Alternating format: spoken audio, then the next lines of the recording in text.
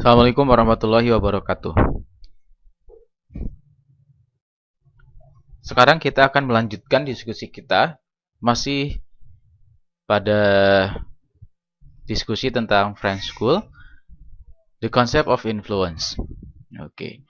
Ternyata setelah kemarin kita membahas konsep pengaruh itu, ada beberapa terminologi yang merupakan kelanjutan dari the concept of influence yang sudah kita bicarakan minggu lalu. Okay.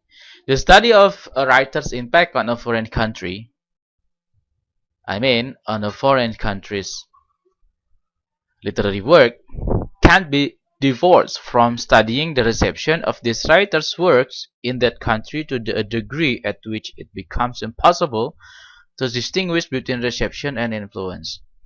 Nah, ternyata konsep influence itu tidak bisa dipisahkan atau tidak bisa kita anggap sebagai berdiri sendiri. Itu apa?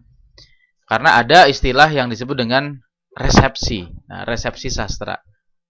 Resepsi sastra ini cukup merupakan salah satu cabang disiplin kajian sastra yang cukup berbobot ya. Biasanya kalian mendapatkan ini di tingkatan magister degree. Akan tetapi secara garis besar resepsi sastra itu merupakan penerimaan. Jadi resepsi itu artinya penerimaan.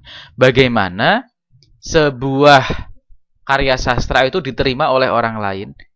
Nah, respon penerimaan tersebut bisa dalam bentuk hanya pembacaan saja.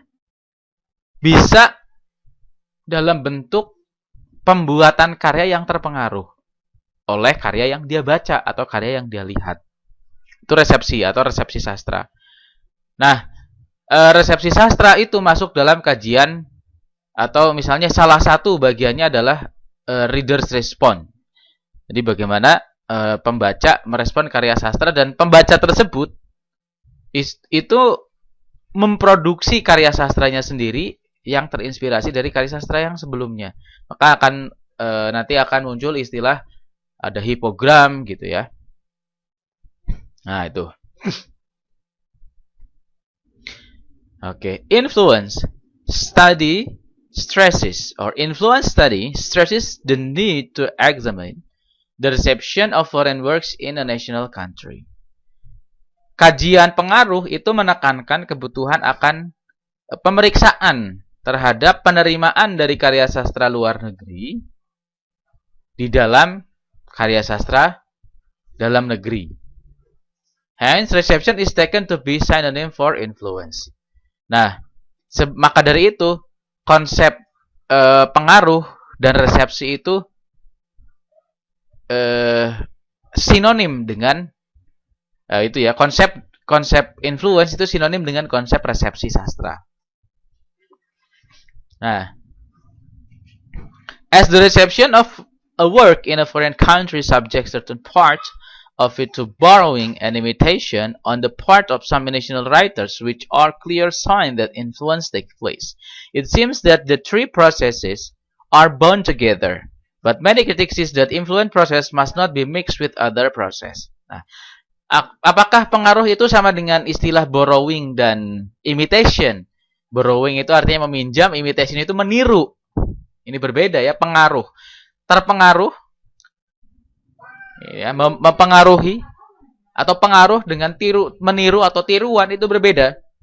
Bedanya di mana? There is a sharp line of demarcation between the process of influence and reception. Walaupun kita anggap sinonimus ya, the two are not unrelated. Walaupun duanya itu tidak bisa dipisahkan.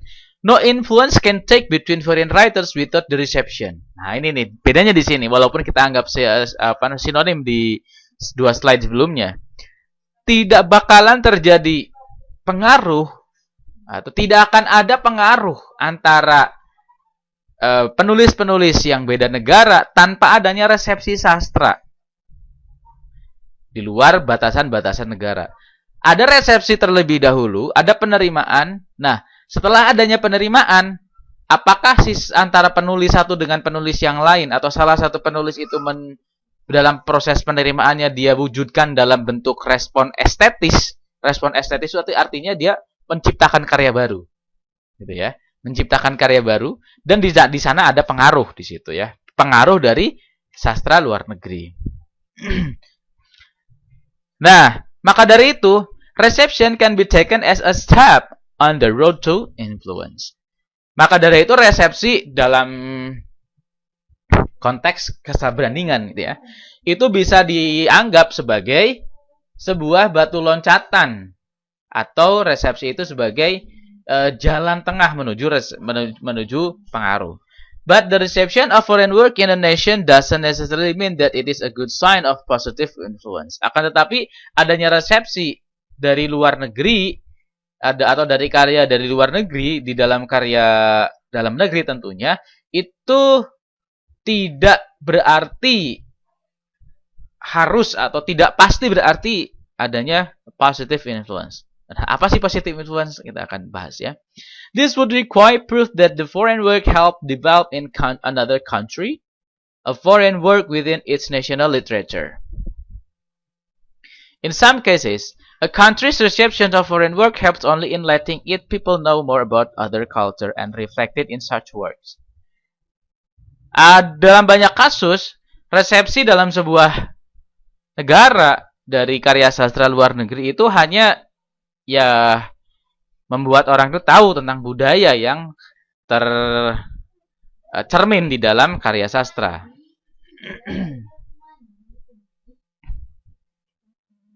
Maka dari itu, Zirmunski melihat bahwa proses resepsi itu tidak koinsidental atau secara mekanis atau dilihat secara mekanikal, akan tetapi lebih ke sistematis.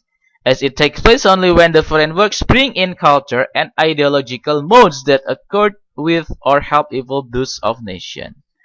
Nah, karena yang dimaksud dengan resepsi yang positif itu, yang akhirnya nanti akan ada konsep influence di sana, itu ketika karya sastra luar negeri itu membawa di dalamnya atau memberi pengaruh ke dalam karya sastra yang baru dalam hal pengaruh ideologis maupun pengaruh kultural, pengaruh budaya, tidak hanya budaya saja. Itu ya. Nah, influence and imitation or borrowing are related. They are drastically divergent in meaning. Ada konsep imitasi, ada borrowing, ada influence. Influence goes beyond the process of adapting certain aspect of a foreign literary work. Pengaruh itu ada jauh lebih dalam dibalik atau dibanding hanya dengan mengadopsi aspek tertentu, and can manifest itself in a writer's imitation. Bisa memanifestasikan dirinya sendiri dalam imitasi penulis of this work in a way which suits the taste of his countrymen and proves his creative ability. Imitation should not necessarily be seen as refurbishing or specific foreign forms of themes, but as a creation of new concept and content originating from the foreign ones. Nah, imitasi di sini atau tiruan di sini itu tidak hanya menulis ulang atau membuat ulang bentuk-bentuk atau tema-tema yang spesifik dari karya sastra luar negeri, akan tetapi sebuah ciptaan baru atau sebuah ciptaan dari konsep baru atau isi yang baru yang berasal dari karya sastra luar negeri. It seems then that aspects of foreign influence are embedded within the text, and to analyze them, one must analyze carefully the whole text and consider the process of influence, starting with the literal translation of foreign text through the imitation and borrowing process. Nah itu tadi imitation yang pertama yang kita bahas itu adalah imitation yang positif. Jadi kita ini memang tiruan, tapi bukan berarti menjiplak. Tapi ada yang disebut dengan pure imitation.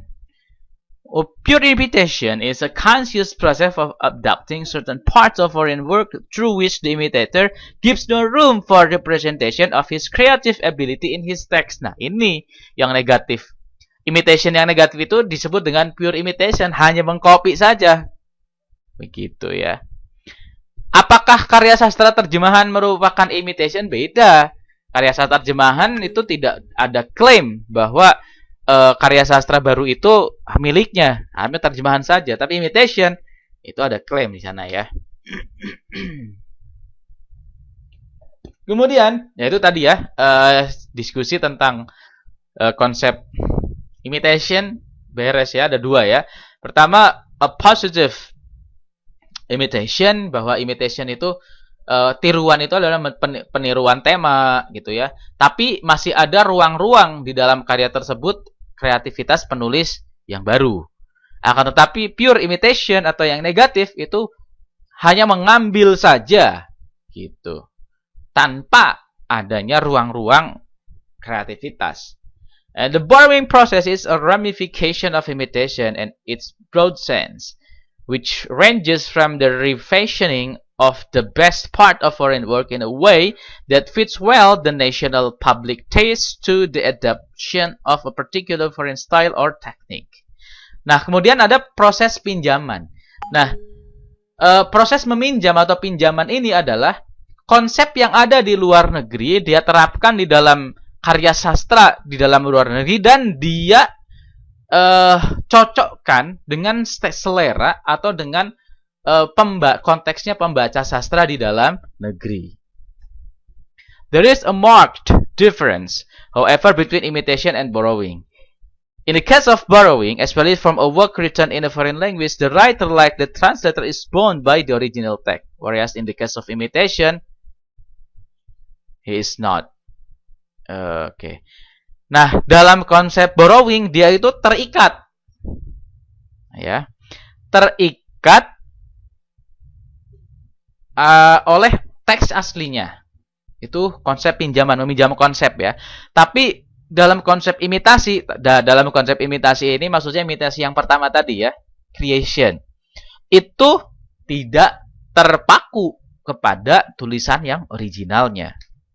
Still, there is a thin line of demarcation that should not be broken between imitation and borrowing as form of artistic creativity, which adds new literary and technical modes to influenced literature, and as plagiarism, which is the borrowing from foreign works without referring to the sources or area of citation. This last process, of course, has always been disapproved. Nah tadi kalau misalnya borrowing tanpa ada referensi atau tanpa mengacu kepada karya sastra yang aslinya, ya itu namanya plagiarism. Nah, adapun jenis karya sastra terjemahan itu masuk dalam konsep borrowing, gitu ya. Semuanya konsepnya, bahasanya atau redaksinya itu sama dengan apa yang ada di karya sastra awal, akan tetapi bahasanya disesuaikan dengan bahasa target language, gitu. Nah, kemudian tadi kita di atas ada istilah positive influence ya. Nah, positive influence di sini bukan berarti positif itu bagus, negatif itu jelek ya. Positive and passive influence itu artinya positive influence itu adanya pengaruh yang menciptakan atau yang menimbulkan karya sastra baru. A national writer use a specific foreign literary sources in creating successful work in his own simply means that this source have a positive influence upon him. Nah, jika dia itu menjadikan penulis dan karya sastra asing itu sebagai sumber inspirasi dalam proses kreasi sastra miliknya sendiri, maka itu disebut dengan positive influence upon him. In other words, according to Aldrich, the existence of something in a writer's work is contingent upon his reading of another works. Some foreign works may have a passive influence upon a national writer, in that he may feel compelled to write in a reaction to an affront to highly revered national figures in foreign literature.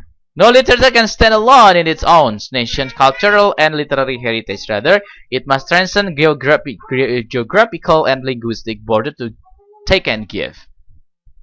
from different literatures of the world. This inevitable mutual sharing between international literatures is another essential area of study in French comparative literature.